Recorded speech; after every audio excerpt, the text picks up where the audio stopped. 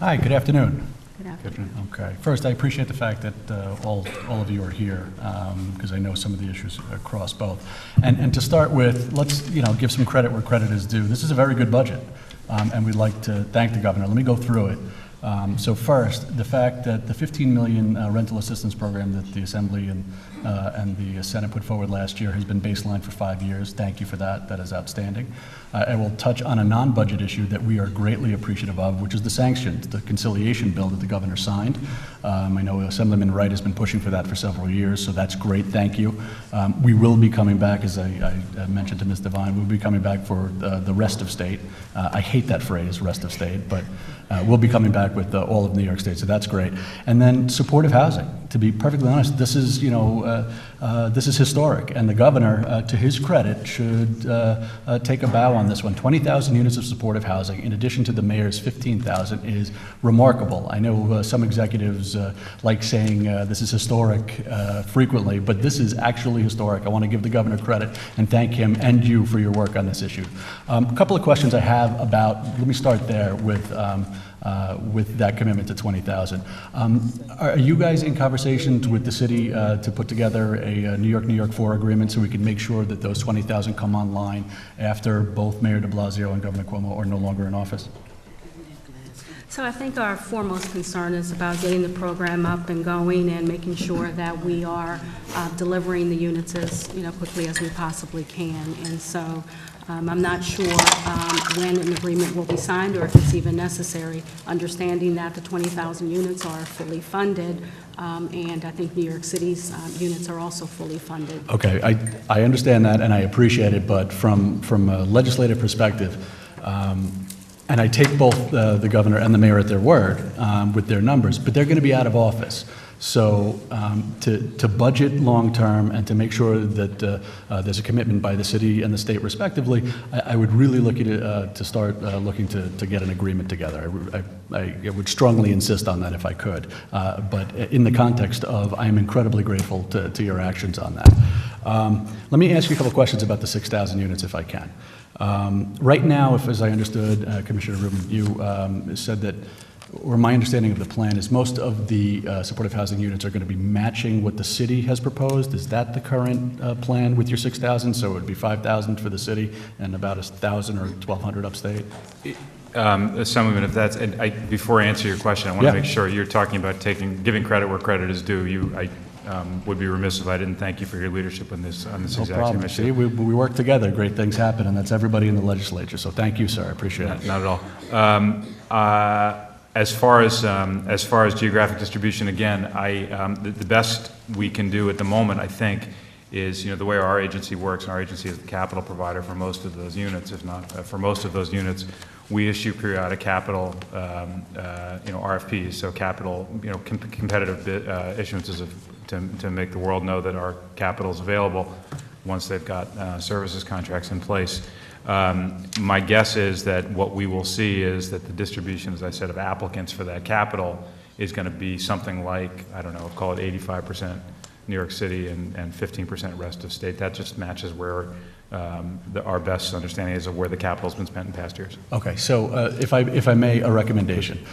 So first, if you're talking about capital units, you mean that by definition you're going to build new housing or new units. So that means no units are coming online until about 2018, 2019 is my understanding. Am I right? Assemblyman, anticipating where you're going with this, if I can try. Yeah, no, go, please. We specifically, in the 6,000 unit commitment, we specifically did not include funding for scatter site units, which are, as you, I'm sure, aware, better aware than I am probably, the traditional method for bringing online new capacity ahead of the capital, the capital cycle. The reason for that is fundamentally we had some, I will say, we had some concerns about the scatter site model just generally, and you know the policy issues around it.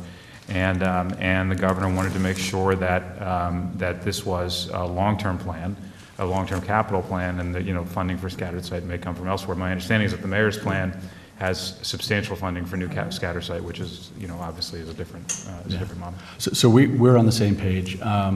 I would recommend an addition of scatter site units on top of the 6,000 to address the need for immediate relief, but primarily upstate. Now, I'm a guy from Queens, but I got to tell you, upstate has a real homelessness problem too. So if you're looking to do scatter site, and even though my colleagues in the city might not love this, I would strongly recommend that you take a look at upstate first for immediate relief, and some in the city as well. Also, just recognizing that scatter site in the city and scatter site upstate are very different animals. So I would ask you to take a look at that. Thank you, sir. If I could move on to existing supporting housing units, and Ms. Devine, you and I talked about this. Advocates and my colleagues in the Assembly and I have estimated that there's about a $4.8 million deficit for current supportive housing units that will need an additional $4.8 million to sort of keep them up and running baseline. And while we're talking about this in the context of a great commitment long-term for new units, I just want to make sure that the units we have online that have just come online here are properly funded. So we're going to be looking to move on that in the Assembly. I would also ask you to consider that as well. We have the number at, it's 38.99 million. I'll call it, 39 or 40. But I would ask you to keep an eye on that. Absolutely. And then there's some other homeless issues I just want to bring to your attention. First, there is language in the budget, Article 7 language, that permits the state to withhold funds from New York City. Whatever the logic is behind that one, I just want you to know that's oh, that's not me. Okay. I just want you to know that's a non-starter for us. I just don't see the need for that. And then I have some questions about the 1,000 new emergency beds. And Senator Prasad raised this. Just the plan with that, what's the logic? Where do you think you're going to put those beds? Based on the crisis that we have at hand, the state thought it prudent to develop as many additional units to help the localities as we possibly could. And so 1,000 units is the target that the governor has set for us. We're working towards that right now, identifying possible locations and working towards administrative red tape to possibly bring those online, which will provide relief for the local districts. Which is great. I would just recommend that those units don't go to New York City. They're duplicative. They have a robust shelter system. I know it's been part of a public debate, but it's robust. So if you have their system and add, several hundred beds on top of that from the state, redundancies, duplicative, it just doesn't make sense to me. So my recommendation is to take those shelter beds, which we greatly appreciate that you're putting online, and look to the rest of state. Again, the phrase rest of state. So I apologize. Then can you do me a favor and talk through the shelter inspections piece of the budget? Absolutely. So as far as shelter inspections, I think the governor made it very clear in the state of the state that the conditions that we are currently experiencing within the shelters, we need to do something about. It's local district's responsibility to ensure that the shelters are being maintained in a safe and clean and well-maintained manner. And we did a blitz of shelters, an inspection blitz last year, around May of 2015. And what that blitz told us was that the conditions were not up to par, and that we need to really launch a statewide effort to look at every single shelter that's out there. So our initiative is going to cover the 900 shelters that are across the state, approximately 700 of which are in New York City.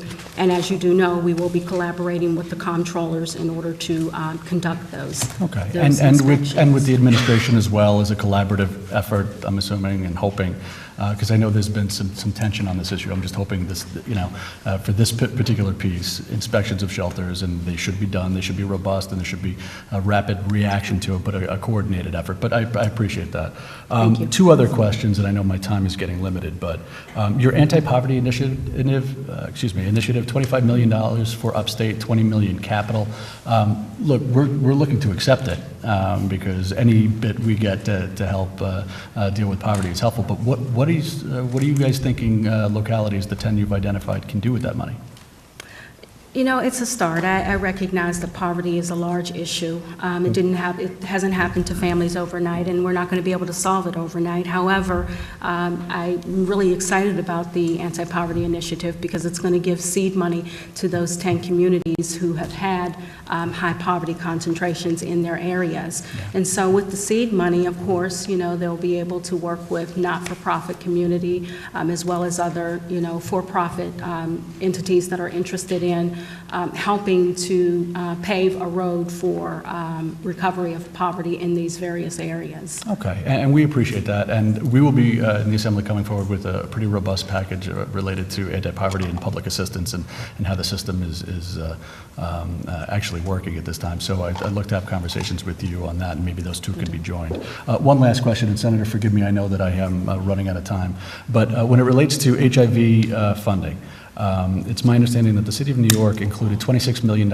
in their budget for HASA, to expand HASA, and I was just wondering if there's going to be a state match to that money?